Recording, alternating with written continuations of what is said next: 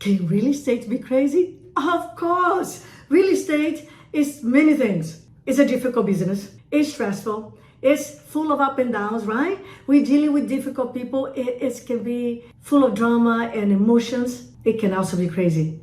Have you ever had a horror or a crazy story happen to you? Or maybe someone you know? So today, in this video, I'm going to share with you 2 crazy stories.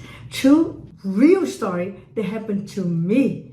And why I want to share with you? Because I want to bring you some clarity and also, hopefully, some vision, what can happen, how you can protect yourself, and of course, hopefully bring to you some laughter. So stay here with me because this is going to be a very interesting video.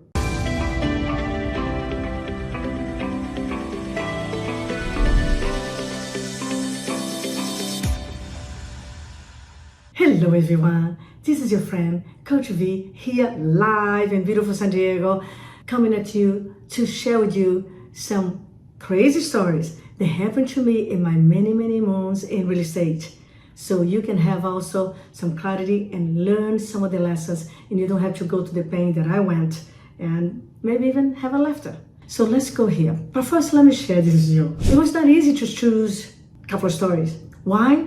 Because guys and girls, I've been around for a while and I sold so many homes, as you know, over 1,000 homes. And in my career, I have seen a lot, done a lot. Listen, I could even remember all these stories, but I have been locked in a bathroom in an old house. I have been locked out of a house. I have been bullied. I had agents following me and threatening me because out of jealousy in the market. I have had people key my car. So many stories. I can go back and tell you many stories, but I chose today 2 because I believe those stories are going to bring you also some strength and some clarity and some power, because the moral of the story, in my opinion, is very important. It will bring you a gift. So let's get started with these crazy stories. Story number 1. Once upon a time, I was in my office, and I pick up my mail in my office, and there was a letter, and it was a funny looking letter. And when I look at the stamp, looked different, and guess where the letter came from? From the prison in Los Angeles. Now remember, I'm selling homes in the Central Valley, California. My market was from El Grove, south of Sacramento, all the way to Modesto. Now, because I love being strategic, so most of the area that I really sold was Stockton, Lodi, Manteca. Sometimes I sold homes in Tracy and in Modesto, but most of my market was really close to me. Very effective, by the way. So the letter came from Los Angeles. So I opened the letter. It was written by hand, and in the top of the letter had my picture cut out from the newspaper, and next to the picture there was an arrow pointing to the picture and the words saying, "I want you."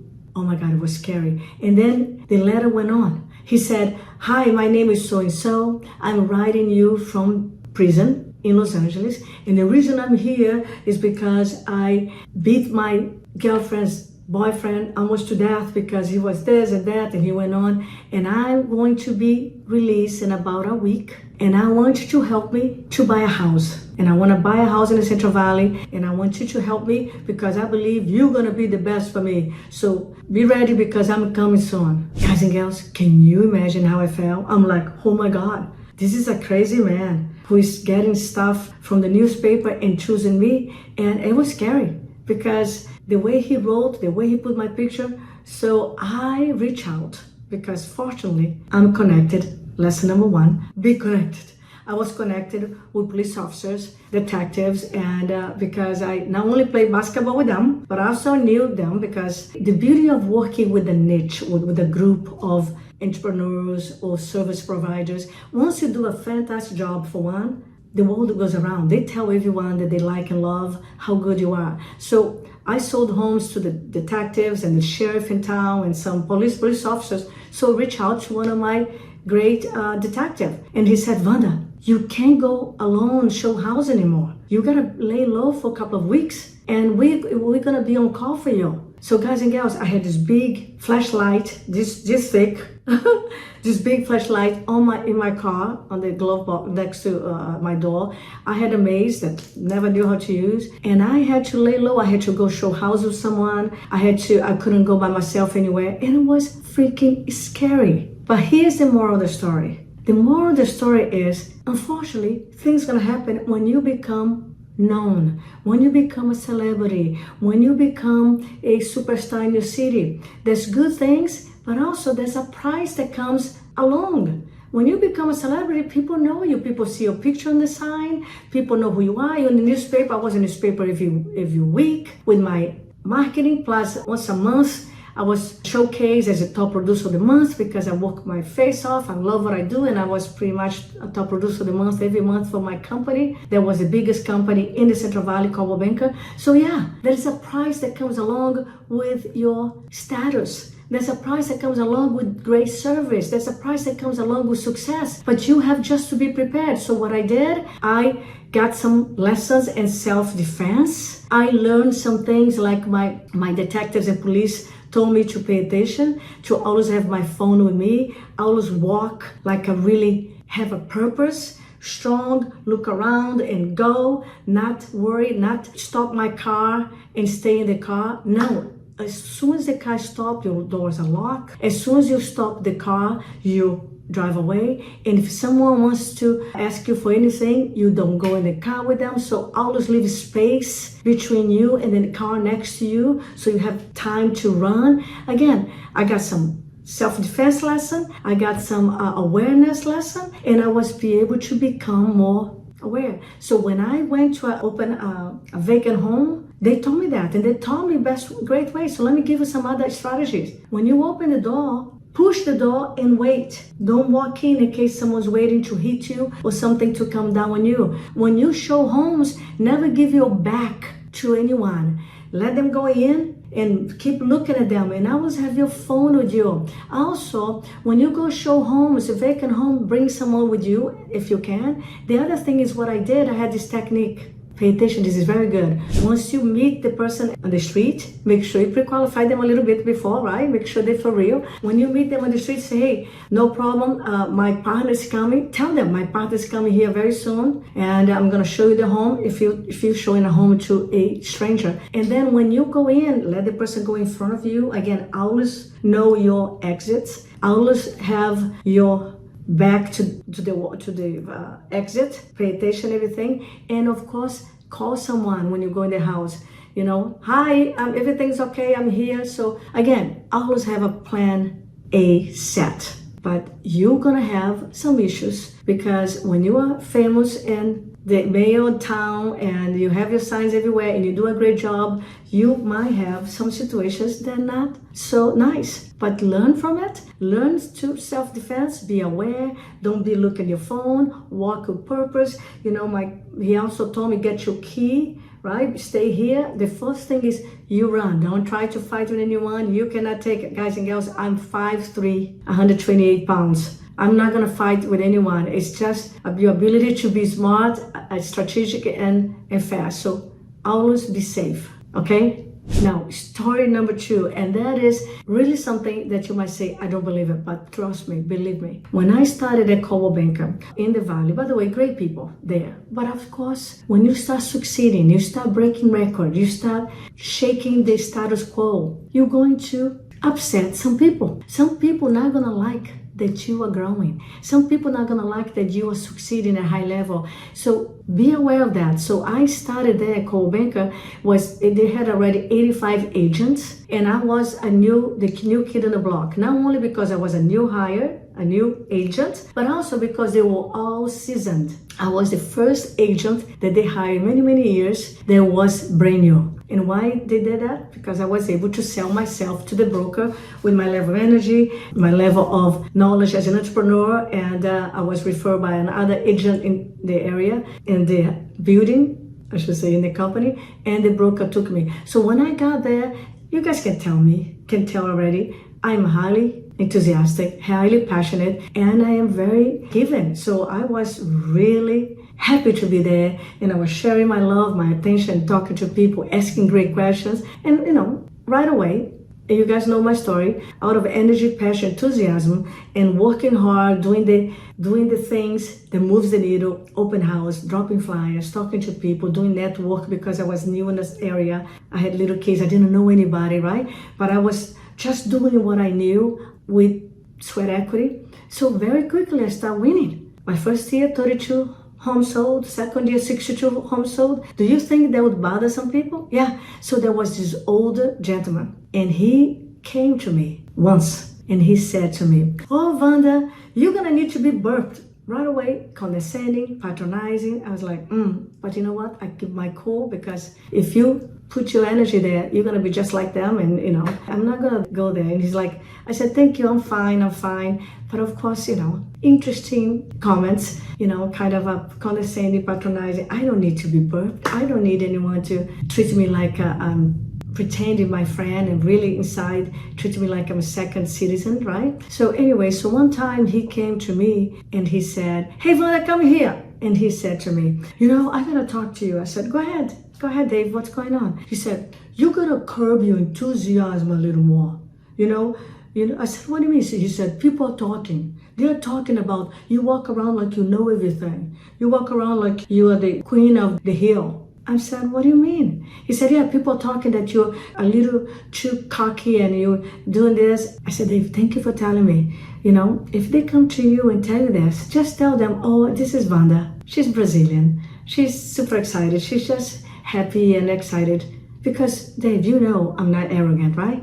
I'm just passionate, and I love what I do, and I'm doing my thing. Here it is, ladies and gentlemen, super warriors, listen to this. He was jealous. He was feeling territorial. So he's 30 years in the business, 20 years in the company. So here I am, the new kid on the block. They arrived, kicking ass, changing some of the status quo, selling a lot of homes, break record. So instead of really expressing his own dislike or ignoring me, he made up stories of other people because he was the one being upset. So I immediately, because I might be naive sometimes, but I'm not stupid. I might be really warm and big heart, but I also can see, I have business maturity and age enough to realize that he was the one creating that stuff. So I said, "Thank you, Dave. You don't have to worry about me. I'm okay." Now, here it is. In my own copy, in my own mailbox. Now everything's in mail, right? But you guys maybe still have in your offices now the place for your mail. I would have a letter, like a paper, and we have my picture. I'm not kidding. Would have my picture cut from the paper where it say, Vanda Martin, a top producer again of July, Vanda Martin, and he would, I know it was him. I'm telling you, it was him. Because I couldn't see anyone else doing this in the office. And I already had a lot of hints, a lot of clues that he was the one doing this hating, stalking thing. And he would write in letters of a newspaper, "Who do you think you are? You are full of shit." Can you believe it? In my own office. Yeah, I talked to my broker. He said, "I don't know what it is. Let's pay attention." So again, guys and gals, I had hate from my own office. When my broker would put my picture like a event, we had a board for the office, things to do, and my picture was there in the newspaper.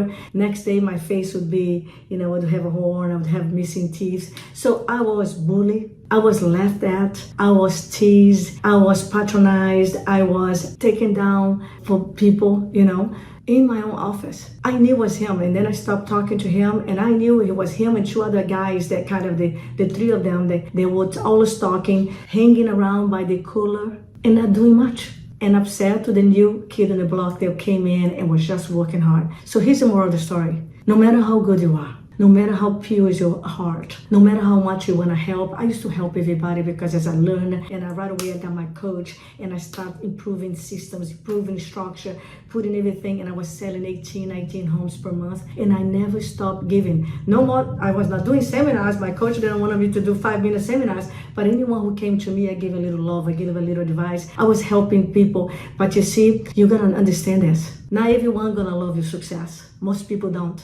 Because when you succeed, they see themselves failing because you make them look like they're not working, or you make them feel like, shit, I should do more because she's doing, but I'm not doing. So instead of learning, instead of innovating, instead of improving, instead of going to another level, it's much easier to bring you down, to try to curb your passion, your enthusiasm, and tell you things to feel worse. Yeah.